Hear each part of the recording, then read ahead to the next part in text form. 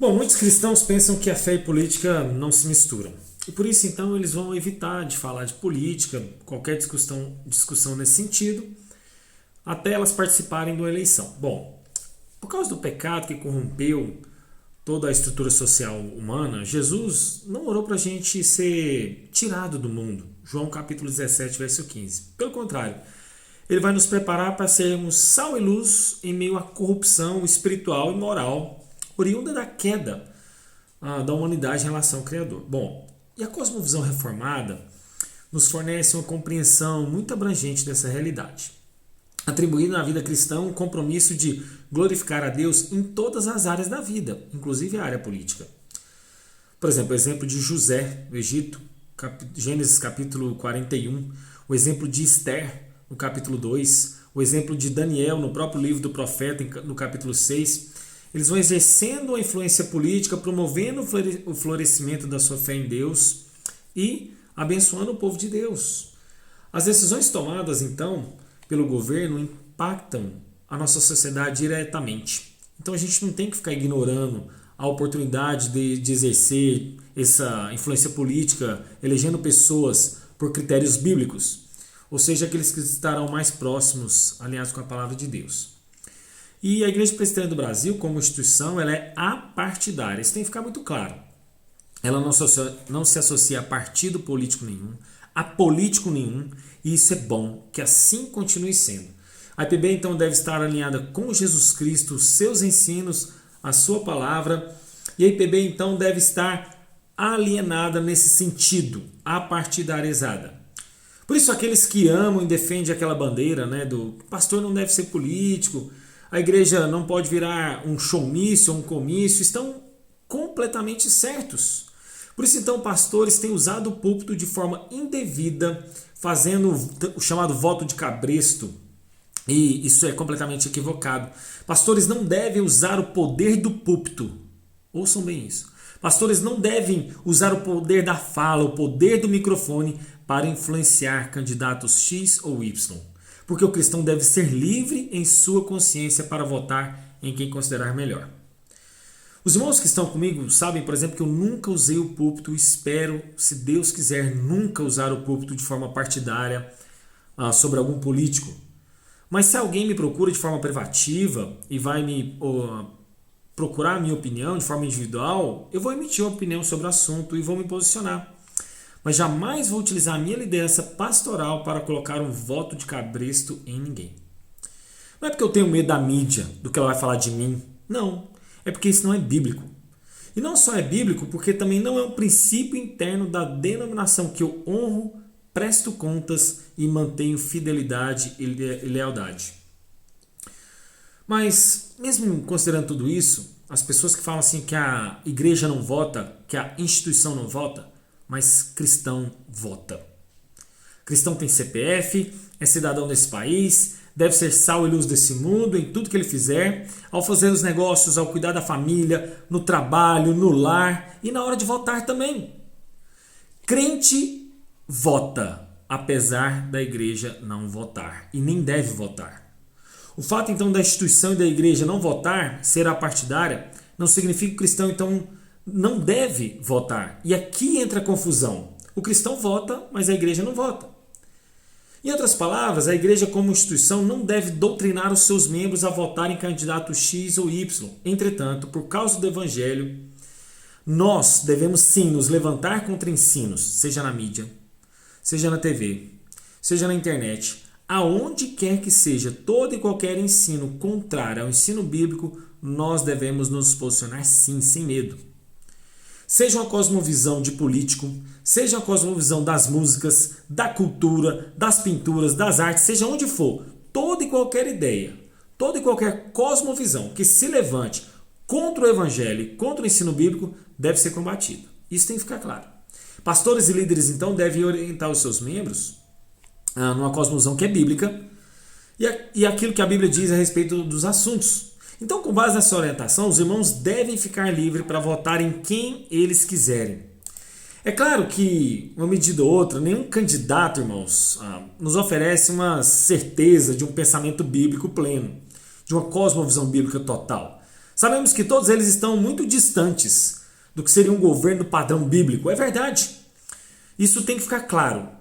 Mas dito isso, também nós precisamos reconhecer que existe uma grande diferença entre os candidatos. Uns, com toda e plena certeza, estão bem mais distantes do pensamento bíblico, outros um pouco mais próximos. E isso nós temos que ficar claro. Não tem como a gente fugir disso. Mas como nenhum deles representa 100% do pensamento bíblico, é aqui que os crentes começam a se dividir. E lá no fundo vejo que essa é a vontade do nosso inimigo. O diabo quer dividir ainda mais a igreja, mais do que a igreja protestante já está dividida. E se considerarmos que os candidatos que estão aí são exatamente a mesma coisa, dois problemas nós temos. O primeiro problema é que a gente não conhece então a política do país, nem os candidatos, nem as suas ideologias. Se eu considero que os candidatos são iguais, eu não os conheço. Esse é um problema. O outro problema, a nossa balança ética e moral está bem desequilibrada. Quando eu considero todos os candidatos, a mesma maneira, são iguais, toda política é igual, todo político é igual, eu falei, ou a gente não conhece a política do nosso país, ou a nossa balança moral, a nossa balança ética está bem desequilibrada. E aí nós temos um problema muito grave. Porque na prática nós estamos considerando que eles todos são iguais, então a nossa ética, a nossa moral está equivocada. Na prática, então, se a gente não tem um candidato que representa a cosmovisão bíblica em sua plenitude, alguém de fato será eleito. Alguém vai governar esse país. Alguém vai sentar lá naquela cadeira. E aí você não pode sair, se omitir, dizendo assim, todos os candidatos são exatamente iguais. É direito seu anular o seu voto, está na Constituição, faz parte da democracia. Mas ser um isentão não vai resolver os problemas. Porque é muito mais fácil você sentar e criticar. Porque qualquer um que ganhar, você vai lá no fundo e vai dizer, tá vendo? Por isso que eu não votei. Tá vendo? Esse fulano fez isso, fez aquilo. Tá vendo? Foi por isso que eu não votei nele. Mas você anulou seu voto. Além disso, anular o seu voto, meus irmãos, não faz com que você melhore em nada as instituições desse país, publicamente falando. O fato de você não se posicionar, às vezes, traz até um ar de superioridade intelectual, porque é mais fácil bater em todo mundo. Não se posicionar é muito mais cômodo. De fato, irmãos, a gente não deve ter nenhum compromisso do nosso coração com político nenhum. Nós não devemos depositar nossas paixões ali, nós não devemos depositar as nossas esperanças a ninguém, quanto mais a políticos. Não devemos ter políticos de estimação, nós não devemos exercer idolatria política nenhuma, de nenhuma forma. Mas o fato de eu me posicionar na prática, indo lá e votar em alguém, ir na urna, não me faz um idólatra político. Porque isso vai acontecer. Eu vou lá e vou votar em alguém. Você me diz que não tem nenhum político que representa o pensamento bíblico, não é verdade? Mas na prática, na hora de você ir lá e votar na urna, você vai ter que escolher alguém. Mas o fato de você escolher alguém não deve te fazer e não te faz um idólatra político. Achar que um candidato é melhor do que o outro, justificar o seu voto, e explicar o seu voto e justificar ele, não te faz um idólatra político. Eu posso me posicionar, posso justificar a minha escolha e não ser um idólatra político. E quando acabar as eleições, meus irmãos, e eu souber o resultado da eleição, você e eu não podemos entrar em depressão, seja qual for o resultado dessa eleição. Porque o meu Deus não está concorrendo a eleição nenhuma. Nenhum candidato político é a nossa redenção. Nenhum candidato político deve ser a nossa salvação. Somente o Senhor Jesus Cristo é a nossa esperança. Está depositada a nossa fé. Ele é a nossa redenção. Ele é a nossa salvação. Deus está no comando. Deus está no controle. Logo, seja quem for eleito, Deus vai exercer ou misericórdia ou juízo sobre essa nação. Deus vai usar o presidente X ou Y para exercer misericórdia ou juízo sobre nós. Mas isso não deve me isentar da minha responsabilidade em votar.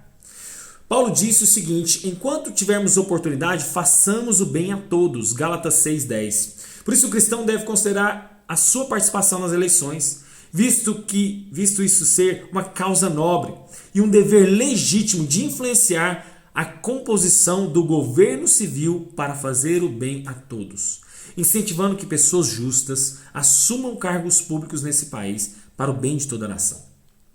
Paulo, por exemplo, ensinou que o governo e sua autoridade devem promover o bem e restringir o mal. Romanos 13, versos de 1 a 7. E ele orientou para que a igreja orasse, dizendo, em favor dos reis e de todos os que se acham em vestígio de autoridade, para que vivamos uma vida tranquila e mansa, com toda piedade e respeito. 1 Timóteo, capítulo 2.